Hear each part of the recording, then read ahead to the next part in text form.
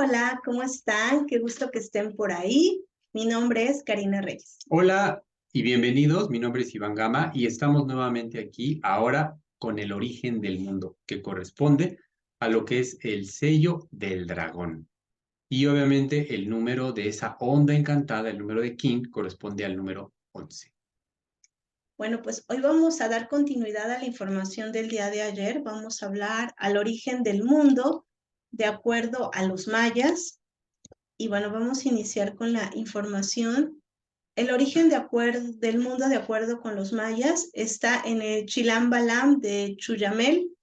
El mundo de los humanos estuvo precedido por un diluvio. Ahí ellos sí tienen esa información sobre el diluvio que todos conocemos, debido al robo de las insignias de los dioses cósmicos. Ellos perciben que por esto se volvió a dar un reinicio al mundo y que esta tierra está representada como una tortuga marina. Ellos consideraban que el planeta Tierra era una tortuga marina y bueno, ahí pusimos una representación de los pueblos mesoamericanos de la tortuga. Exacto, y con la información de hoy ju- eh, se darán cuenta que vamos a poder complementar lo que vimos el día precisamente De con ayer. el sello, el día de ayer, con el sello del sol.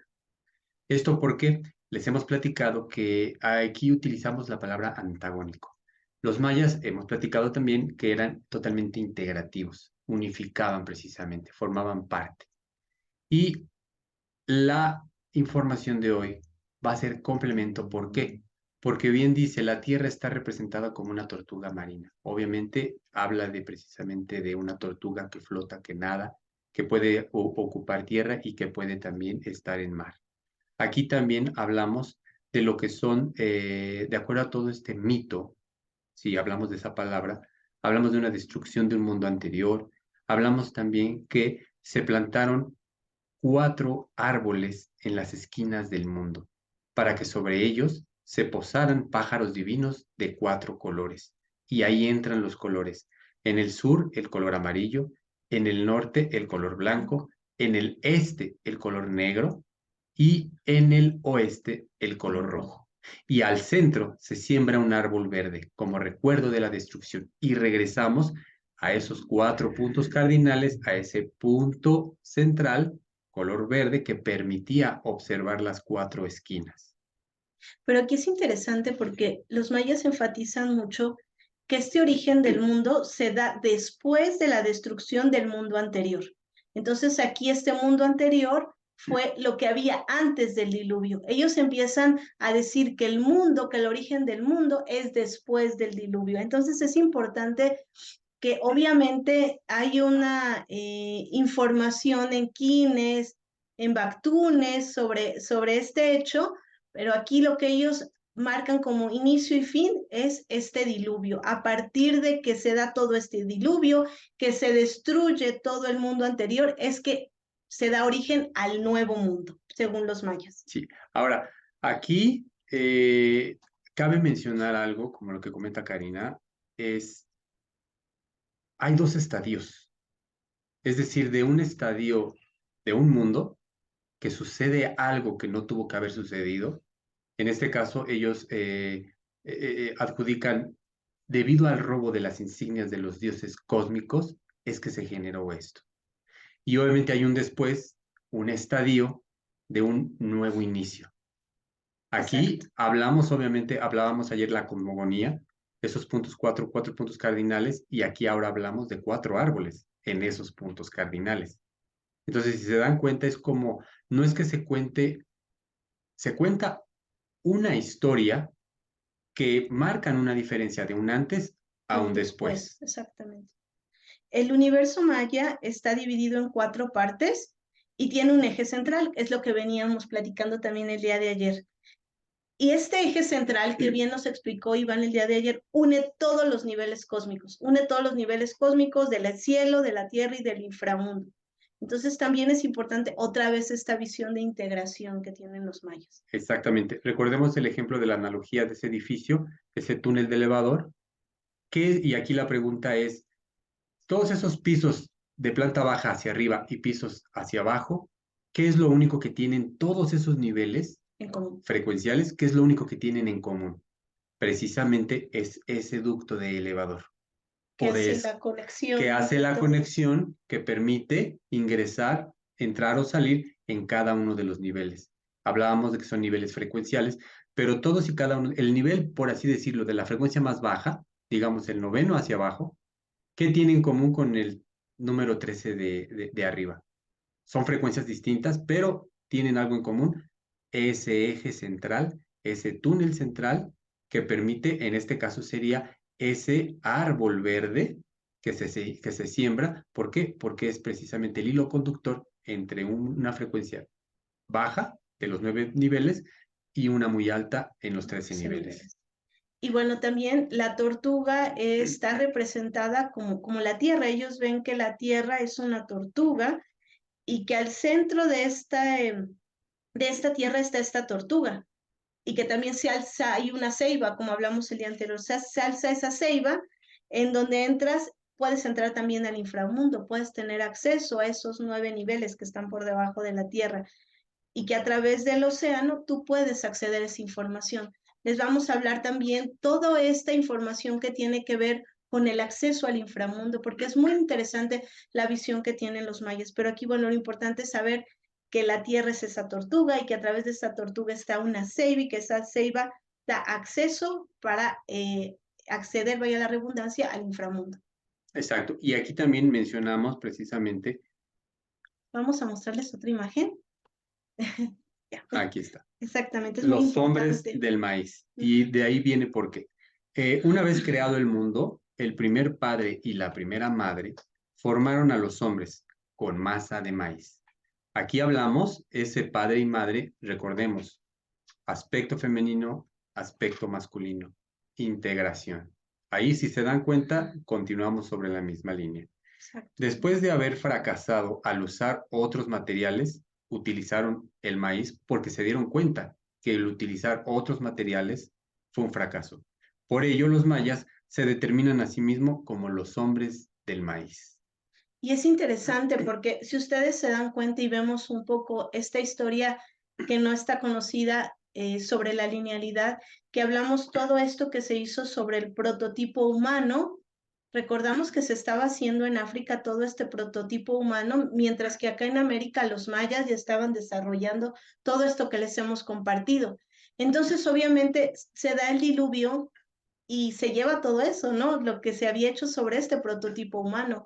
Y ellos aquí marcan e enfatizan que después de haber fracasado, por eso se mandó el diluvio, porque se fracasó en este prototipo humano y es por eso que los hombres del maíz son el prototipo original a través del cual se bajó toda esta información cósmica, porque el otro prototipo se hizo con materiales que no eran los materiales con los que se tenía que hacer. Y entonces el prototipo original se hizo aquí, en este territorio, México, y fue hecho a base de maíz, por eso se llama los hombres del maíz. ¿Y quién hizo este prototipo? ¿Quién hizo estos hombres del maíz? El primer padre y la primera madre. Otra vez vuelven a hacer esta integración entre ambas energías, femenina y masculina, y entonces aquí nos podemos ver y nuevamente hablar de esta integración. Exactamente, y ahí hablaríamos precisamente qué se genera de esa polaridad negativa y esa polaridad positiva. Obviamente, al unificarla, hemos hablado, se genera el neutro. Ahora, ese árbol de en medio que observa los 4 puntos cardinales es el neutro precisamente. Es decir, y ese neutro que permite lograr la incorporación, lograr la integración y lograr el saber que se es. Es decir, Exacto. no se está en el norte, no se está en el sur, no se está en el oeste o en el este. Se es los 4 puntos cardinales en un aquí y en ahora. Sí, entonces, bueno, es muy interesante toda esta percepción del origen del mundo maya, porque nos muestra aspectos que nosotros en este espacio-tiempo los vemos ya normales, ¿no?